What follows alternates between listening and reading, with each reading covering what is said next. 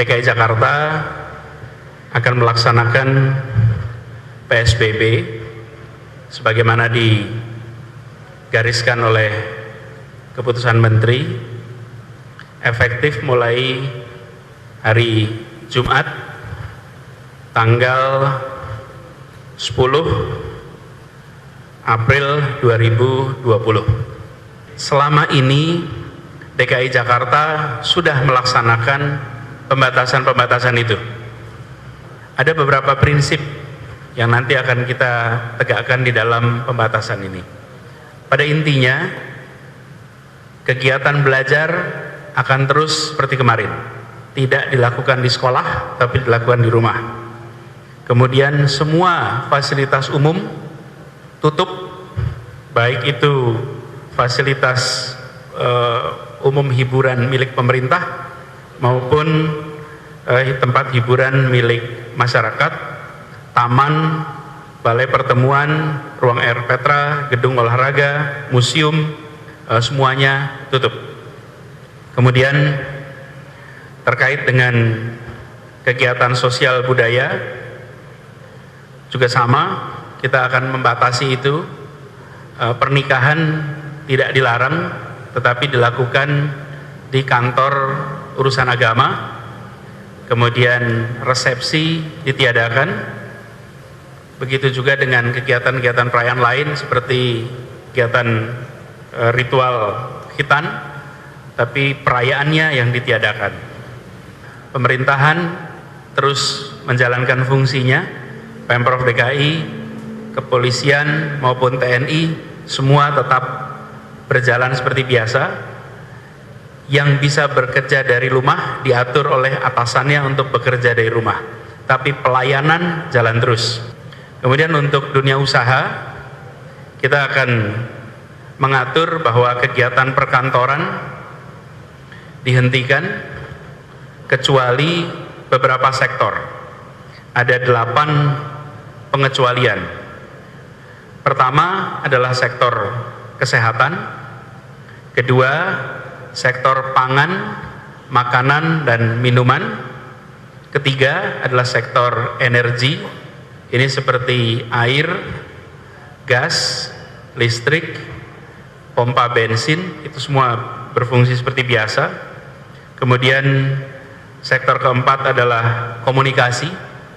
Di komunikasi baik jasa komunikasi sampai media komunikasi itu bisa berjalan. Kemudian yang kelima adalah sektor keuangan dan perbankan, termasuk pasar modal, itu semuanya berjalan seperti biasa. Kemudian kegiatan logistik, distribusi barang itu berjalan seperti biasa, jadi tidak ini dikecualikan. Lalu yang ketujuh adalah kebutuhan keseharian, retail seperti warung, toko kelontong yang memberikan kebutuhan warga itu dikecualikan. Dan yang kedelapan adalah sektor industri strategis yang ada di kawasan ibu kota.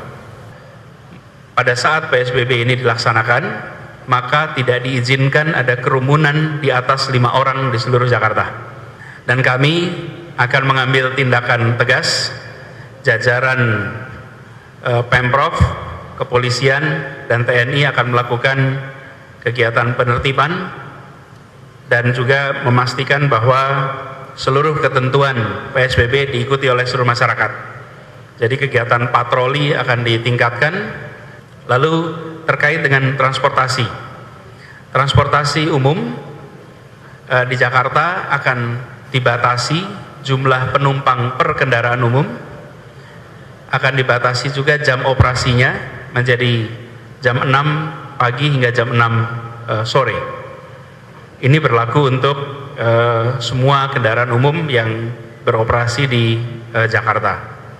Kapasitasnya turun 50%. Jadi kalau misalnya sebuah bis itu bisa diisi dengan 50 penumpang, maka tinggal 25 penumpang yang bisa berada dalam satu bis. Kendaraan pribadi itu tidak ada larangan. yang kita atur adalah kendaraan umum. Kendaraan pribadi bisa berkegiatan seperti biasa, tetapi harus ada physical distancing. Artinya kendaraan-kendaraan itu jumlah penumpang per kendaraannya supaya dibatasi. Pemprov DKI Jakarta nanti bersama juga pemerintah pusat akan menyiapkan bantuan sosial kepada warga miskin dan rentan yang terdampak atas pelaksanaan PSBB ini dan yang terdampak atas kondisi perekonomian yang turun akibat wabah COVID-19. Insya Allah mulai hari Kamis yang akan datang, hari lusa, akan mulai memfasilitasi distribusi sembako kepada masyarakat di kawasan-kawasan padat dan masyarakat yang memiliki kebutuhan. Pendistribusian dilakukan bersama-sama dari jajaran Pemprov, jajaran kepolisian, dan jajaran TNI, dan itu akan dilakukan dengan memegang prinsip physical distancing, dilakukan sampai ke level RW. Jadi kita bisa menjaga sampai ke level RW.